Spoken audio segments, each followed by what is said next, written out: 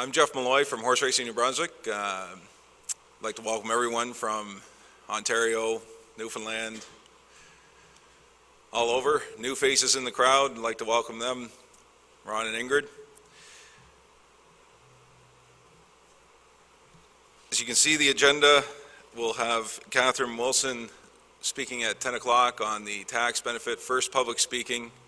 I'd like to say thank you to her for committing to come down and speak on this very interesting topic.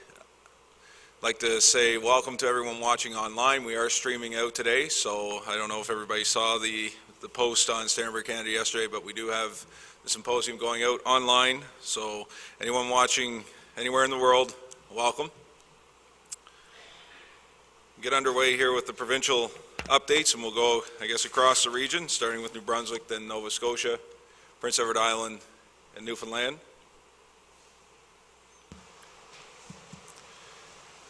New Brunswick 2010 season was a very successful season. We saw a wagering increase again as the trend just continues to grow in the Atlantic region. The last data provided by CPMA showed that the four Atlantic provinces were the only four in Canada to show growth in 2010, which I think is a huge stat for our region.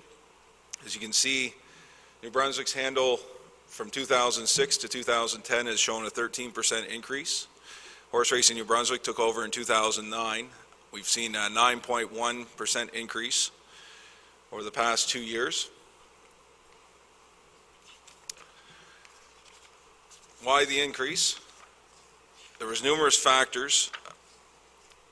One big factor was thoroughbred racing in New Brunswick. We introduced thoroughbred tracks.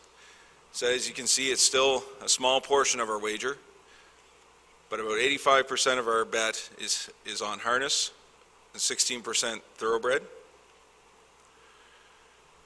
In 2010, $922,000 was wagered on thoroughbred racing. In 2009, only $500,000. So it was an 81% increase in thoroughbred handle at our simulcasting locations. Fredericton was the largest increase in handle for New Brunswick.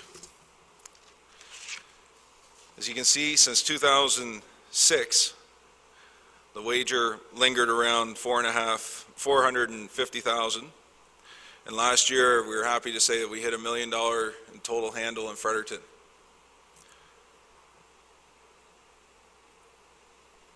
Explaining this increase is quite simple. We renovated the club in Fredericton into a coaster site under the Atlantic Lotto model. It's a very friendly atmosphere, a very nice atmosphere now. There's 25 games. There's nice lounge chairs, there's big screen TVs, and the product is very, very attractive to players. Bringing in thoroughbred tracks in Fredericton. We have the largest portion of the wager in Fredericton being 23% thoroughbred handle was a huge factor in the increase. Simulcasting our product, both Fredericton and St. John were streamed out every race in 2010. In Moncton, we had an increase there as well. The same story happened in Moncton. The establishment we were using as a simulcast parlor was, I would say, in dire straits. A new owner stepped in, took over, fixed the place up, made it attractive, made it nice, and we saw a spike in handle. We opened a new OTB in St. Andrews in 2010. That also contributed to the increase. But the underlying theme with all these increases across our handle was the atmosphere and access to the product. We lingered for years in locations that aren't ideal, and it really affected our handle. The OTB we opened was in St. Andrews at the Kennedy Inn. St. Andrews, as most from New Brunswick will know, is a very tourist-oriented area. Wintertime is not a busy season by any means in St. Andrews, but summertime, it draws a lot of tourists from Ontario and the U.S. So we're looking at seeing some increases in St. Andrews this summer, having the product offered down there for all those vacationing in the area. We plan to expand into the coaster sites across New Brunswick. The Atlantic Lotto model, under the new gaming strategy, formed these coaster sites, which are destination gaming sites, small 25 machine sites, and currently there's 9 open in the province.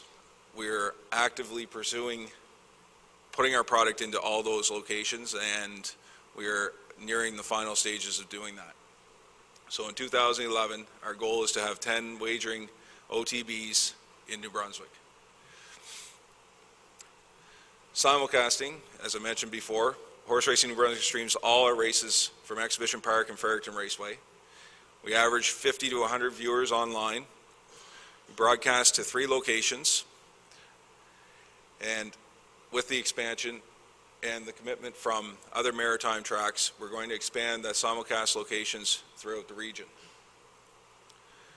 In 2010, $52,000 in New Brunswick was wagered on maritime product. $30,000 was wagered on Fredericton and Exhibition Park via the 3 OTBs we had. $22,000 was wagered on Red Shores and Charlottetown via simulcasting. So I think this is a very important stat, given that our region is supporting itself. All this money is staying in the Maritimes and is bet on our maritime product. Recap of exhibition weeks in 2010. Woodstock, again, was a great success. We raced three times during their fair week. We saw a huge increase in attendance. The lineups were astronomical underneath the grandstand. It's a rural agriculture area, and it's very, very well received. The Sire Stakes trot classes went off wonderfully. We combined in New Brunswick all the Atlantic Sires trot classes. They come once to New Brunswick, go for double the purse, and that was the second year running that we've tried that, and we've only heard good things back. Of course, Formal Affair with Gary McDonald won the Kitchen Memorial, the feature race up there. The crowd, anyone that attends Woodstock, the crowd it's just the old time racing feeling that everybody loves, and we got that feeling again with this year's fair. EPR, Sire Stakes action. I think the 2-year-old filly track record got broke 3 times in a matter of an hour. It was amazing. Was it 3 times, Pat? Twice? Yeah, Pat knows all the stats, so you need any stats like that. But it was a good week, great action. Unfortunately, on our big day at the end of the week, we faced a hurricane that came into town, and we postponed the last stake race, but got it off the following day, and the week was a success. Frex week, again, we saw increased attendance. Formal Affair came back, won the Chippen Memorial, and the big hype was around the track record. I think it's the longest track record standing in Canada at 155 since 1993, and he failed to break it. I know everybody was excited to see if he could break it, but all but the former owner, Ashley Sloat, who wanted to see Shannon Commander's record stay. So it was a great week in Fredericton, and all 3 weeks were a big success. Being with the Atlantic Breeders' Crown this weekend and the champions being awarded this evening, recognized this evening, I want to just highlight some of the stars from New Brunswick in 2010. Competed in the Atlantic Breeders' Crown in Truro last year. All been out of shape from the Sean Dooley Stable in St. John. Mr. Salming, Island Redemption, The Streak, and She's a Mint from the Gilles Burial Stable. Ultimate Spirit, Ultimate Yankee from the Melanson Stable in Moncton. Island Inspiration, Earl Fram Stable, and Moon Landing from Pat Eastwood's stable here in St. John. So New Brunswick was well represented on the stake scene. Gilles Barrio, again, another star of the industry. Gilles and Kenny Arsenault will represent Atlantic Canada in the National Driving Challenge coming up in May the 7th in Charlottetown, Red Shores. He's a top driver in New Brunswick in 2010, and we wish Gilles all the luck at the Nationals. And just as of yesterday, I'd like to announce that we've committed to moving our race date on the 7th of May, and we will be sending a bus with green shirts and Barrio on the back of them for the driving challenge in Charlottetown. We said goodbye to a couple of equine stars in 2010. I Got to Go was retired in Fredericton during Frex Week. He was a maritime champion. He had lifetime earnings of $212,000, 62 wins, and he had set a maritime track record, held a maritime track record of 154 for a maritime bred. Also, Cayenne I Am, the Facebook horse, the syndicate story, and she was actually Fredericton's Citizen of the Week one week on the radio. Cayenne I Am really impacted Fredericton Raceway in a huge way. She drew 200 to 300 people a night to watch a race. She went off as a favorite every night, no matter if she was buried or she was a favorite, because everybody was betting the money on her. And you know, it was a great story. You'll hear more about it with the ownership panel coming up. Todd Canavan, who was one of the key organizer on it, will be here to just speak on their experience. And she raced her last race in Fredericton in the fall, and we're sad to see her go, but hopefully the group gets together and gets another horse and has some fun.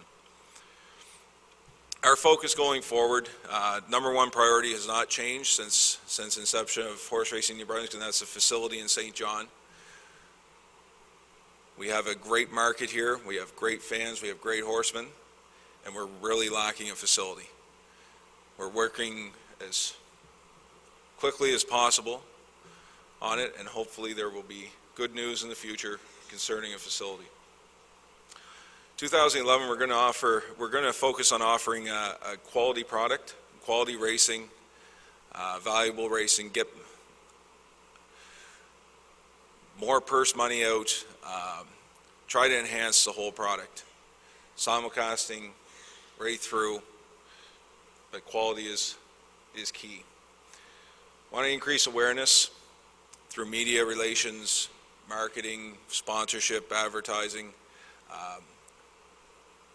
Same old story. We got to keep pushing, get our product out, get us in the mainstream. We want to continue to grow, expand on the distribution network. We're expanding the OTB. We want to work closely with other groups in other provinces to try to get our product into different wagering platforms. There's endless opportunities, especially with Atlantic Lotto being involved in Prince Edward Island. On increased members, increase horse population, and of course increase handle. The more we can get, the more we can put back in. So 2011 looks like shaping up to be a great season. I wish everybody all the best and all the luck, and hope for everyone to enjoy the rest of the symposium. There's a silent auction going on this evening for the banquet.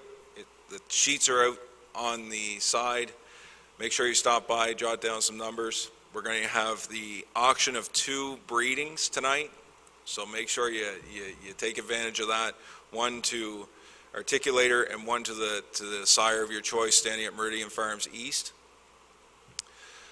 As well, banquet tickets, please see Dorothy at the registration desk.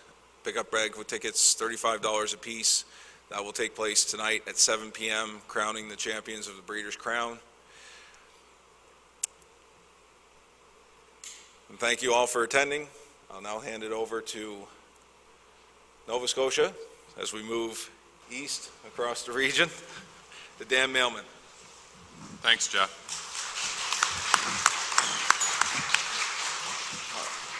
My name's Dan Mailman, and I'll be filling in for Steve Morton today. Had some car trouble.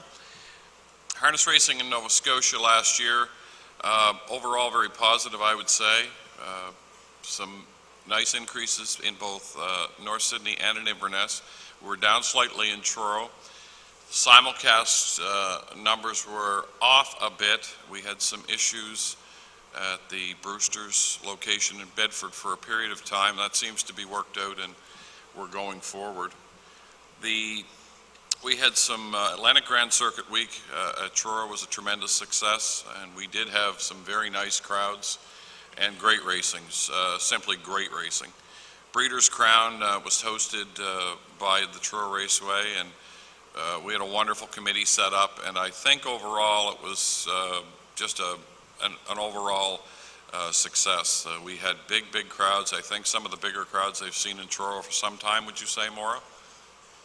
And just great racing. We had some wind issues there and thought we had the link closed for a bit, but it all worked itself out.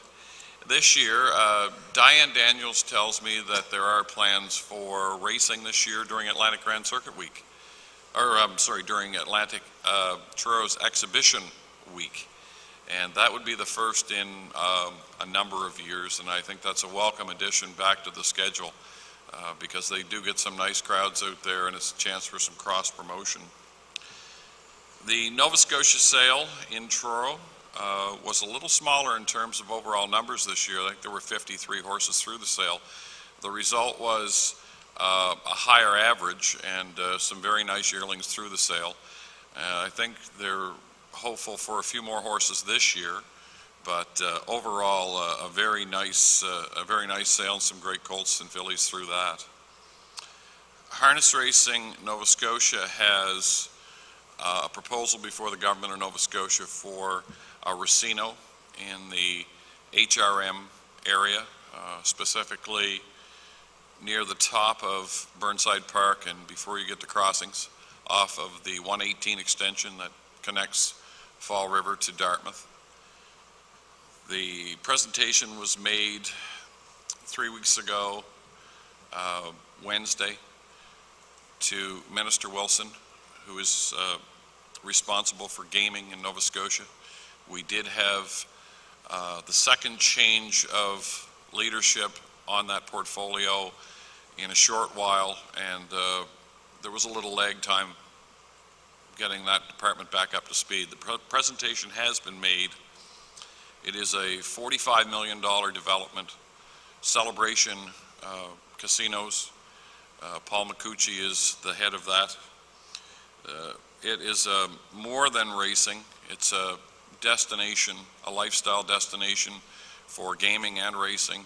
Centerpiece for the facility would be the harness racing aspect.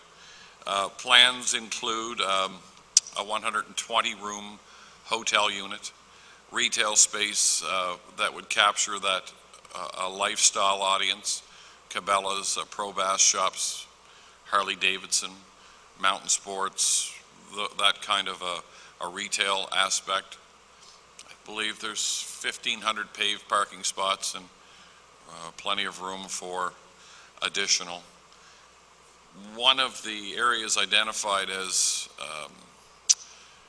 something that might be attractive to both the HRM and the province was a permanent concert site for Halifax Dartmouth, or HRM, and that has been worked into the plans.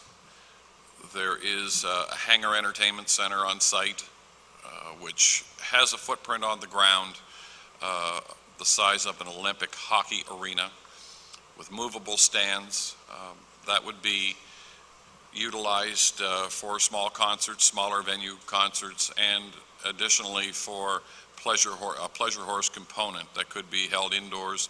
There would likely be something similar outdoors as well. There have been 3 studies done to support the work in anticipation of a change to the gaming strategy within the province of Nova Scotia. So there was a construction study done, economic impact study. There was a long-term viability study done. The government has all of that now. We're waiting for word back. We are hopeful. it would be a boost to harness racing in the Atlantic region, not just in Nova Scotia. They plan 2 distinct racing seasons, 6 weeks, 2 6-week breaks. This group is a very strong marketing-led group, and they would actively cross-promote between NFL and NASCAR and use Sunday racing as a tool to get those new faces to the racetrack. Other than that, I can take questions if you'd like, if anyone has a question. Okay, all right, then, oh, sorry, Maura, he says we'll take questions after everyone has spoken.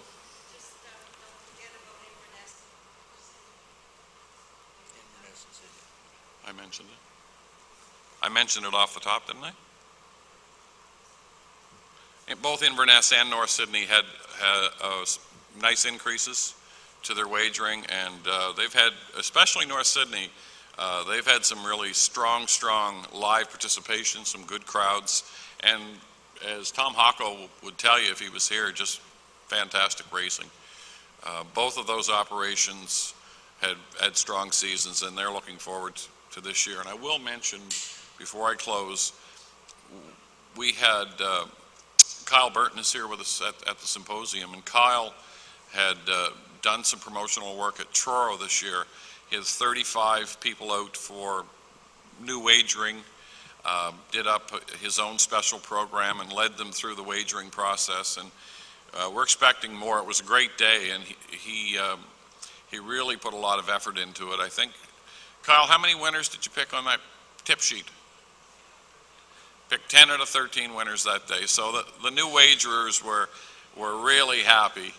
Kyle has made a presentation to the Nova Scotia Harness Racing Industry Association with some marketing ideas that are really best business practices.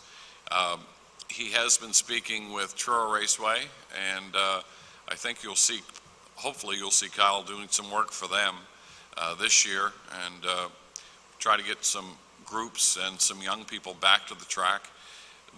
Anything that's working will be shared with the other Nova Scotia tracks, and indeed any of the Atlantic tracks, and we're hopeful that we can put more people on site, and if we have some more young people like Kyle coming in and showing the energy level that he's shown, it can only be good for harness racing. And I'd like to thank Kyle for his efforts on behalf of harness racing. It's a breath of fresh air, it really is, and we're looking forward to his participation this year at Truro Raceway in terms of marketing initiatives and getting some people out to the racetrack. Thanks, Dan. Thank you, Dan. Lots going on in Nova Scotia. Next, Brett Revington from Red Shores, Charlottetown, and Summerside, Prince Edward Island, will speak on Prince Edward Island. Thank you, Jeff. I've been asked to speak on my initial thoughts, my views of the rollout here before I arrived and afterwards. I arrived about 3 weeks before Old Home Week, so it was a bit of a whirlwind, it was a bit of a blur, but it was just an awesome experience to be out here for Old Home Week. I've been to 4 or 5 previously, but to see a track record set by Wayne Prescador and Scott Zarum was just awesome. To see the crowd that night was really amazing, and to bet we wagered $252,000 that night and about 205 actually on track, which is, can you hear?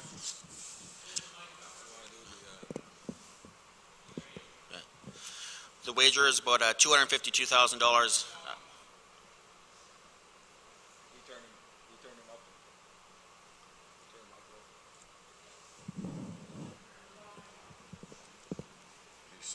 Hello. Yeah, we're talking about the wager there. Gold Cup was awesome night. We about $252,000 that night. $205,000 was actually live on track, and to be honest, that's probably the most across Canada outside of Woodbine and Mohawk. So we're very proud of that. And now I'll just discuss my initial viewpoints or perceptions of before I arrived. And I hope no one takes offense to these, but this is just a perception kind of upcountry way. I was concerned a little bit about the quality or the caliber of racing. The kind of perception back home, it's a second tier, that I was going to miss Ontario racing, as a matter of fact. I was also concerned about the infrastructure and the quality of the facilities, whether it be the grandstand, the track, the barns and whatnot. And then lastly, even before I left, a number of people questioned me, so why are you making the move out there? You've helped build up the simulcast wager at Western Fair, getting into 26 new markets. There won't be that level of interest out in the Maritimes. You won't have that level of interest across Canada to sell your signal and whatnot. And to be honest, those are all myths. The racing style out here is very top-notch. The quality, the breed out here is very good, very solid. The racing style I've seen out here with the horsemen, they like racing the horses. It's a great style.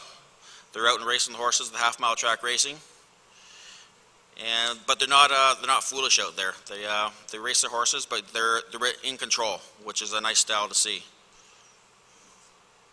And as far as the infrastructure go, I've made a number of comments to people back home and to people here on the island that the infrastructure is second to none.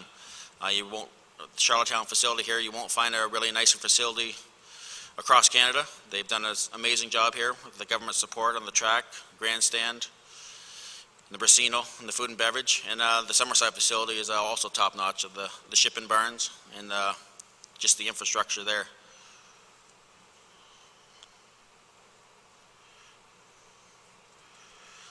A lot of it really comes down to the initial perception. I believe it's a lot of it comes down to the purse levels.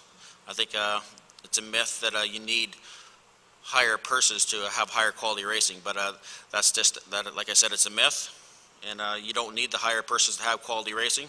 Put on a quality product. That's not to say I wouldn't like to see higher purses out here. Give some back to the horsemen because they do put in a really big effort out here, and the passion is second to none as well. The horse racing community really supports the industry. It's a passion, and the history here and the deep roots is very impressive. And also, actually, since I've been out here, the racing community and the people out here, they command a lot of respect. In particular, I've noticed a real strong support and respect for Mike McDonald in particular. I've really noticed that respect for him. And you can just look at the people that have started their careers here, from McDonald's to the Hennessy and Mackenzie's, and what they've done up Ontario way, that it is a grassroots and it's a breeding ground for a launching pad for a number of careers. Next, we'll go on kind of our best practices, what we do well. I like the model out here as far as the teamwork approach, whether Red Shores, government support, industry association, and the owners association. We all seem to be on the same page, have constructive meetings. We're not always on the same page together, but we're all striving towards the same goal. And I really like the framework and how it's set up here. Where I came from, Ontario, I find that it's definitely not the case. I find it's the track way. The track way calls the shots, and after that, it's their way or no way. But I really like the approach out here, and it's a good setup. Also, the matinee program out here, the 5 matinee tracks with the new surfaces, training centers, stabling. It's a program that we should pat our backs on, that's for sure. With the outskirts of the Charlottetown and Summerside areas, it's a well worth the investment. Stability out here, we're going the same number of race dates as last year, which is very important. Wager is relatively stable, slight decrease. And also with the memberships, we lead Canada on a percentage basis with new memberships, which is also something to be very proud of. Economic impact, it's very important on PEI. I'm not going to touch too much on that, as Tom Clark and Kent will further discuss that in a later session. But I believe the recent study said that for every dollar that the government invests, they receive $10 back, so which is very substantial.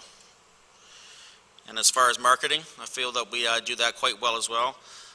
We really try to focus in on the experience, the whole experience, just not racing. It's we really try to promote the racing, gaming, and dining, just the overall experience, and that's one thing we really try to focus in on. And in all honesty, I was really surprised out here when I arrived that in our casino section, I think it's, from my experience, it's only one of the places where you can actually watch and wager on racing within the casino aspect. I don't believe, by the time I left anyways, Ontario, they did not have that component. You could not watch the races or wager on racing within the casino. Opportunities. I'm all about the exposure. We have to put these myths to rest that we don't have a marketable product. I think we definitely do. Being out here Old Home Week justified that. I fielded a number of calls from the States and across Canada to import our signal for Old Home Week. And I know there is a market out there, so it's all about exposure. This year we're going to be on HBI, the wagering platform this year for all 110 race programs, which is positive. Ideally, in 2-3 years' time, my long-term goal is to get out actually to each track, but in order to do that, we have to be on Roberts Communication, the satellite network. So it's all about baby steps, and this is the first in the line of our plan of attack for increasing our exposure. I feel that there's a lot more opportunity to increase the youth movement, whether it be with youth symposiums, get out into the schools. I like the idea of youth harness camps. I think there's a lot more we can do there with the youth.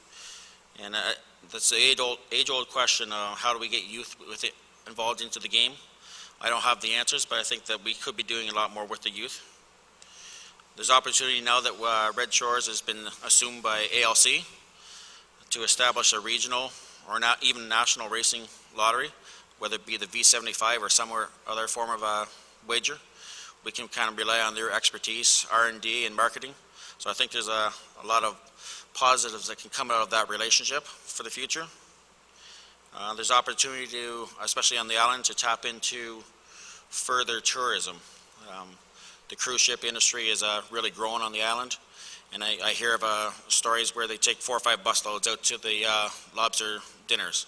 So I question why we can't tap into, why we aren't on their agenda to come see Red Shores. And just a number of new initiatives that we're going to try and capture this year. Now that we're on HBI, we have to raise the bar. So our pregame show, we have to enhance our TV video production. We're going to launch a harness racing bingo to kind of hopefully gain some further inroads there with the customers. And just a lot of revamping and tinkering with the product. Thank you for your time. That's about it for right now.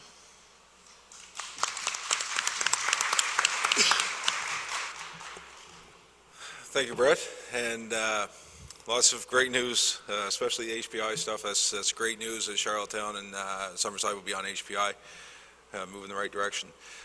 Jim Whalen, in from Newfoundland/Ontario, will update us on Newfoundland and the years over there. Thanks, Jeff. Morning, everyone. Can you hear me okay? That's a yes. Well, being the smallest track, I guess, in Canada and the furthest one away, we get the shortest amount of time here. So I'll keep it brief. I'm not used to all this positive talk where I come from, and as Brett can attest to, it's pretty doom and gloom, and the bet's down, and we got to cut race days, and everything's horrible, and they've got more money than any jurisdiction in the world. So it's great to hear all this positive stuff and done on such a small budget. In Newfoundland, we have no government assistance whatsoever, either federally or provincially. We operate strictly on our own. We pay for our own regulation, and we pay for all our own judges and everything. Hopefully that'll change, and we would like to see Newfoundland become part of the Atlantic Canada Maritime Racing Commission, and we are part of the Atlantic Sire Stakes, which is great. We've had a couple of stakes over there this year that went for $5,000.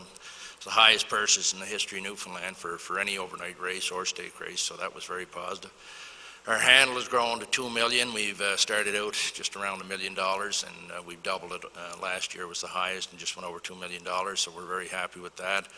Our live handle has also gone up, but we average about 1,200 a day. Now it used to be started out it was 500, so there's lots of room for growth there, but it's very positive. We've our most successful days have been with the Drivers Challenge. We've had the best drivers in North America come down there every year, dedicate their day, give up racing for the biggest purses in the world, and harness racing, to come down and spend a day there. They put on an amazing show for the public and the horse people.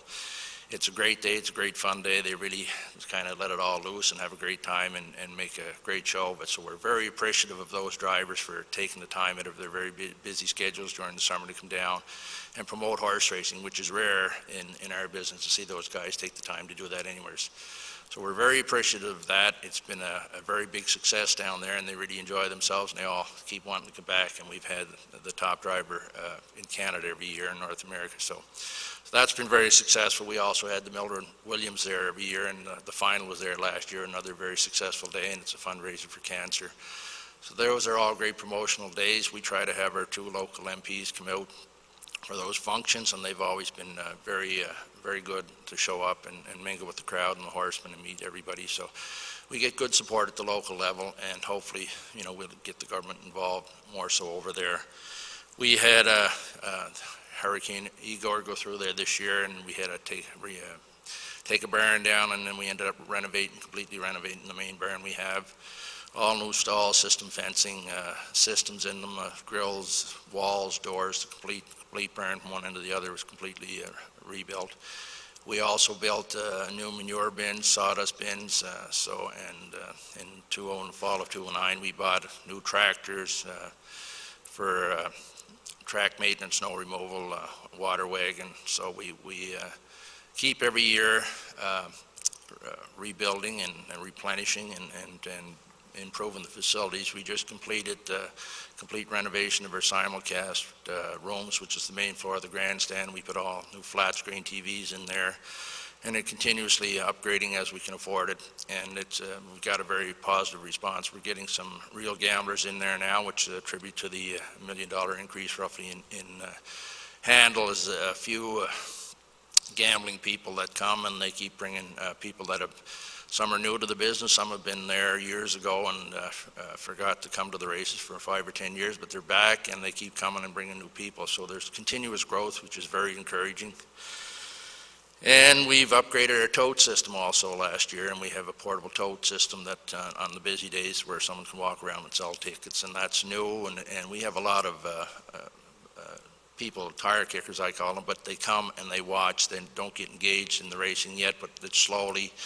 They're observers. They see the crowd. We always get great turnouts and people that watch, but they're very slow to get them engaged in gambling. And it's because they're not used to it. It's a new market for them, and it's a new market for us over there in a lot of areas. We're hoping to expand into teletheaters with the regulation relaxation by the CPMA, and hopefully this year we can implement some teletheaters throughout the city of St. John's and hopefully spread across the province eventually. It's a big cost factor right now, and some of those costs should be addressed through new technology. Highest purchase in the history of the track, we're in 210, highest bet. And renovations, like I say, it's been ongoing, some of it due to our severe weather conditions. And it's a slow process in having dealing with city and permits and making sure that everything is done properly. So we're very pleased with the way things have gone on. We're very pleased with the progress with the horse people and investing in lots of horses. There's no shortage of horses over there. We have 60 horses stabled on the facility. We've got about another 50 that ship in from rural areas and come there to the train and race. So we have plenty of horses, which is good. And we've had very competitive racing for the amount of horses that we've had, and they're going every year. But the interest in young horses, people come over to the sales, both sales in Truro and PEI, and bought yearlings for the last 4 years. And that's what we resulted in the stake race last year, which was went over very big and created a lot of interest. So, having said that, I'm very pleased to be here. I'm also eligible. Brett was supposed to be here with a PowerPoint presentation, so this was hopefully a total recall. So, thank you very much. If you have any questions, we'd be glad to answer them.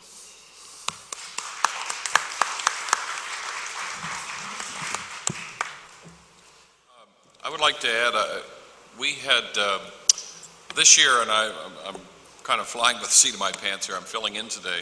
But Truro Raceway hosted the Young Guns Racing Challenge this past summer, and it really was tremendous racing. They were young guys, but the racing was amazing. There was no cowboys out there. It was just pure professional, and it was really nice to see those young people, those young drivers, and just how well they did that day. We also had fair racing or matinee racing in Pugwash and in Port Hawkesbury. Both were very successful. And on a sadder note, we lost a longtime standardbred owner, kind of a pillar in that community. Harry Webby died about this time last year. And of course, anyone from Nova Scotia or from Atlantic Canada would remember the Eric and Harry Webby stable. Horses like Andy's Son and Gons Butler and Quick Baron, who was the first track record holder at the Meadowlands. And a lot of great horsemen got their start in that stable too, whether it was Robert Laffin or Rufin Berrio or Dave Pinkney, who passed away just over a year ago. So I thought we should at least recognize the Webby contribution to racing in Atlantic Canada. And I'd also like to say it's been this symposium. I'd like to thank Jeff in particular. Jeff had gone to Nevada to a gaming, I guess it was a symposium, was it, Jeff? And he came back with some real leads on some ways for the tracks to save money on tote products, and I think at some point you'll see all of the Atlantic tracks linked to a standard date of expiry on those kinds of products, so we can go forward with a little more buying power in terms of if they want the business, they're going to have to step up. And congratulations to Jeff for taking the initiative on that. He called me from Florida to tell me he was going, and it certainly worked out well. I think Red Shores is in the process now of a tender. That's correct, Jeff. So I'm thinking you're going to see more and more of that as the Atlantic tracks get together and cooperate, and we find synergies and efficiencies that help us in the operations of the tracks themselves. So I'd like to thank Jeff and Harness Racing New Brunswick for their hospitality here this weekend so far, and it's been fun.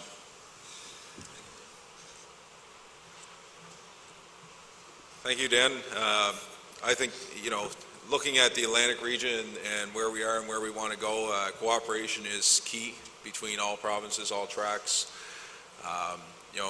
It's great to hear from all the provinces. Newfoundland, I think, if I'm not mistaken, has probably shown the biggest percentage growth over the past few years, so congratulations to them.